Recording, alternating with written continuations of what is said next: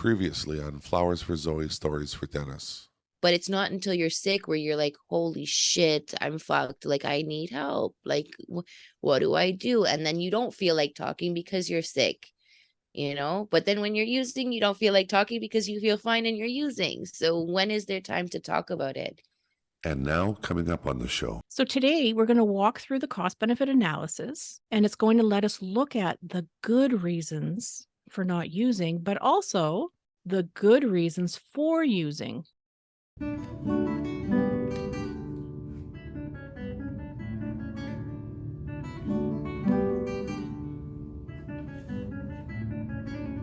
On today's podcast, Lara walks us through a short exercise called the cost-benefit analysis in order to highlight the good reasons people are using opioids like fentanyl. Bring a paper and pen. It gets exciting. If you find anything on today's episode activating, please reach out and talk to somebody. If you find the discussion helpful, share the link with others.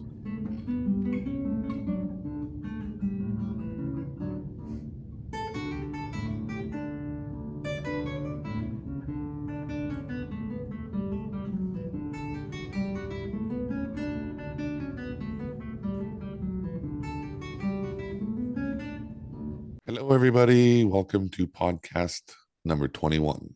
Hi. Good afternoon, everybody. We're going to do an exercise on today's show called the cost-benefit analysis activity.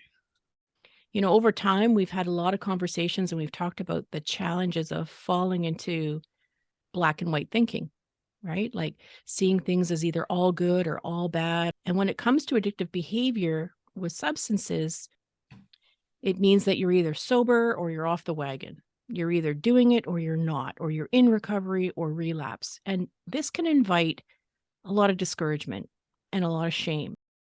So today we're going to walk through the cost-benefit analysis, and it's going to let us look at the good reasons for not using, but also the good reasons for using and the cost to not using. And so while this can sound really confusing or it maybe feels like we're going backwards, it's actually a really important place to start. Problematic substances are usually an attempt to help a problem. In other words, the behavior of using is often in connection to something that rewards us. And that may be like pleasure, it could be coping, it could be helping with reducing pain. So whatever it is, we identify and better understand our good reasons for using when we can connect to what these reasons are and then begin to explore the costs of using or engaging in this behavior. This is when we get to be a little bit more open and honest with ourselves.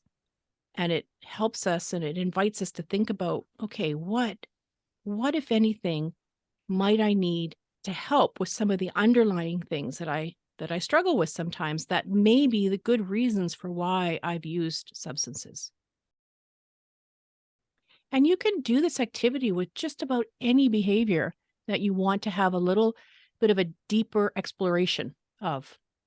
I like that. Me too. Okay. So we'll do it all together. Let's pick a substance to try this out with. I'm a smoker. I'm also an eater. We could do food. I'm a smoker. Okay, let's do smoking. Okay. So here's what you do. On a piece of paper, you're going to draw a great big square, and you're going to divide the square into 4 little squares. Okay. So we're going to have 4 squares, 2 at the top, 2 at the bottom. All right. And the 2 boxes at the top are going to be about smoking, the behavior of smoking. And the 2 squares at the bottom are going to be not smoking. Okay, so smoking, not smoking. So up at the top, where you have smoking, the first box on the left are going to be the good reasons to smoke. Okay. How many do we need? Well, let's just throw out a few things. What are the good reasons to smoke? It's a stress reliever. Yep. See, that's what I find fascinating. I agree. It's a stress reliever. Why Okay. is it a stress reliever though? Let's not even go there yet. Yeah, Let's just okay. name the good reasons. So, smoking is a stress reliever. This is why many people smoke. It It helps as a stress reliever. What else? it distracts me, Okay. so it gets my mind off the stressors. Mhm. Distraction. What else? What are the advantages? What do you get from it? How does it help? Something to do. It cures boredom in a sense. Yeah. Mhm. Helps with boredom. Makes it easy to meet new people. Social. Yeah. Socializing. Yep. Can you say it's a anxiety reliever? Yeah. It helps people with anxiety, I would think. I always do that. As soon as I walk into a group of people, I'm going for a cigarette within 5 minutes. Yeah. It's a Okay. reason to get out of the room. It's a perfect reason to get out of a room. I'll go have a cigarette. I'll be right back. So that's 1, 2, 3, 4, 5 that we got down. Awesome. We can keep adding to it, but let's keep moving on. So, next to that, the box on the right are going to be the costs or the not so good reasons to smoke. Bad breath, yellow teeth, Mhm.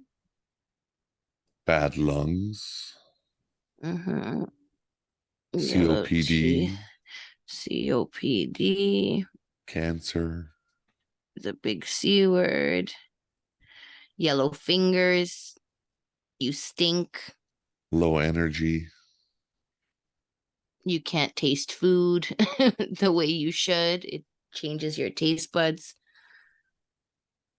Low energy. What was the other one? stinky all over. Yeah, your clothes smell. You can always tell when somebody's a smoker, always. And it's just bad all over, bad for your health. God, yeah. What And else? it also it speeds up aging. Yeah, it takes 13 years off the average life. Wrinkles, It's bad for the environment, it's bad for the people around you. Bad for environment. And then also for people around you.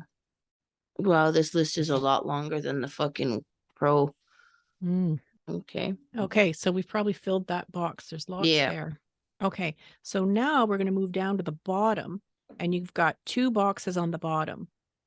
And this is the area called not smoking. So in the bottom left side, what are the benefits to not smoking then? Health. Being Okay. healthy. not running out of breath so much. Mhm. Energy. Taste buds come back. The bad breath goes away. Yeah. Exercise. You're able to exercise again, right? Yeah, Because that's a that good goes one. along with breathing. More money. Yeah, the savings.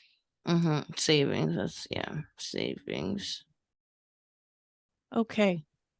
Let's go to the last box. So that's the bottom right side under the category of not smoking. And this one's a bit tricky because this is like, what are the disadvantages? So, what are the good reasons for not smoking?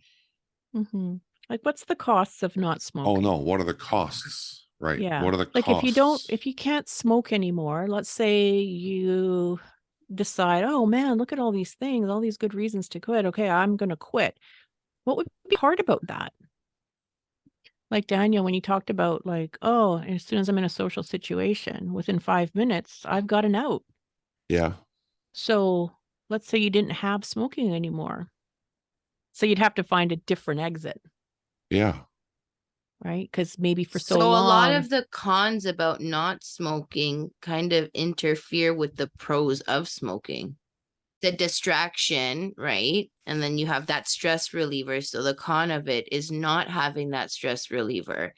You know, smoking helps you socialize, which is a pro when you smoke, but then it's a con when you don't smoke, because what else do you use to socialize if you're not a socialized Yeah. person like that? So it kind of interferes with the pros of smoking, mm-hmm, the cons of not smoking, kind of, yeah. you know? So you can begin to see how powerful this can be, because if we only think about things in a black and white, good or bad kind of way, then we don't really invite ourselves to talk about, okay, so what are the cons to not having this substance anymore? And what are my really good reasons for using this substance? Because unless we can talk about that, that tends to be the real key, right? Because we all know the good reasons not to.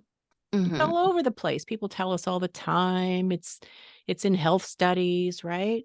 But when it comes to working with the behavior of addiction, we have to know what our good reasons are, because it's those good reasons that are going to keep us kind of coming back, right? Until we can identify, okay, what are they? And what am I going to do about those things? Right. Like boredom. So if I were to quit smoking, I would be bored quickly. Mm-hmm. You start fidgeting, you start looking around for something to do.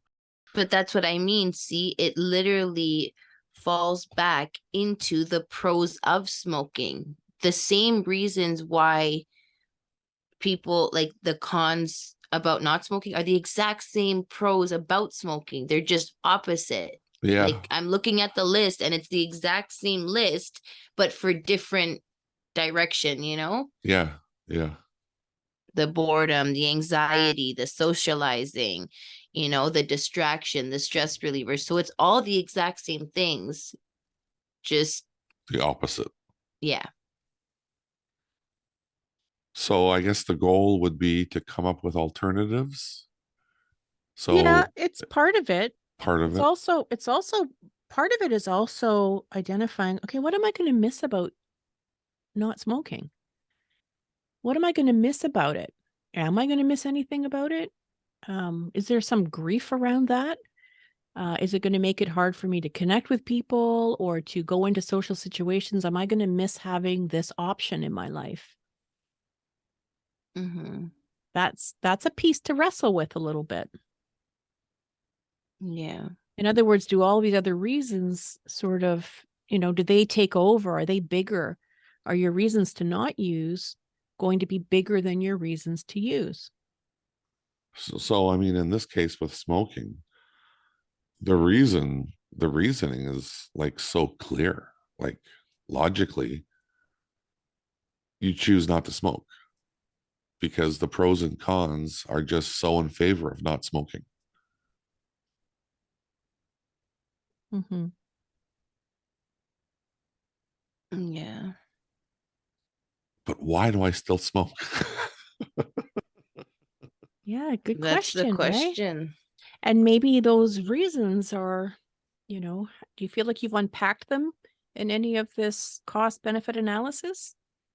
Like, let's go back to what I those good actually reasons think I are. did. The good reasons, uh, an exit out of an uncomfortable situation, Mm-hmm. boredom, stress reliever. I got solutions for all those already without smoking. Mm-hmm. So You what know, makes it hard then? I don't know. I haven't tried to quit in a while. Mm-hmm. I haven't thought about quitting in a while. Mm-hmm. But I can see the next time I think about quitting, I could see how it's going to be a bit easier now because all those reasons why I smoke, I have alternatives. Yeah, so this kind of activity, the more you can fill in and you can continue to add to it, you can continue to, when you notice, oh, here's another thing I can add, it can just begin to give us a lot more insight around our behavior and what using this substance or what engaging in this behavior does for us. So it's not just about scaring yourself into like, oh, how's it harming me? Um, but it might be to be like, okay, what would my life be like without this substance? How would it be different? What would I have to cope with instead? How would I have to, manage things that activate me differently? And Yeah. what would that look like? So the whole point is to, rather than think about things in a this or that, it's to kind of open it up a little bit to say, you know, when I do engage in this behavior, here's why. This is what it's serving. This is what it's doing Mhm. to help me in some way. And if I am going to not engage in that anymore, what am I going to do instead? Right. Right? That becomes a big piece to how we can be successful with changing a behavior. Okay. So that's the cost benefit analysis. I like it. Me too. Hey everyone, if you followed along today and you would like to do this activity for yourself, here are some additional tips. For starters, make it personal. This is an activity to do for yourself, not for someone else. Today, we selected the topic of smoking rather than the topic of using fentanyl, and we did this quite intentionally. Sometimes it's easier to start an activity with something that is not your most challenging thing. If you do choose a behavior that's an activating one for you, that's fine, but take some pressure off and give yourself permission to just let it be an exercise. It doesn't mean you have to commit to anything right away. Now, the next thing you do is you allow yourself to fill in all the areas without overthinking or judging them. Just write them all down. Once your lists are complete and you have a look at your answers, if you notice things like, this is how I cope, then write more down and try to be specific in writing down how that behavior, like how it specifically helps you cope. So for an example, Daniel described smoking gives him an out in social situations, a way out of the room. If he wants to be more specific, he might say, the behavior of smoking helps me avoid situations that feel stressful. If he wants to challenge his thinking about this, he might say, does smoking actually help me avoid stress? He might take it a step further by saying, what else can I do to kind of push through or manage stress in these short moments? This is how a cost-benefit analysis can become a bit of a working document to help you explore what's behind a behavior. You can find lots of these templates online. Till next time.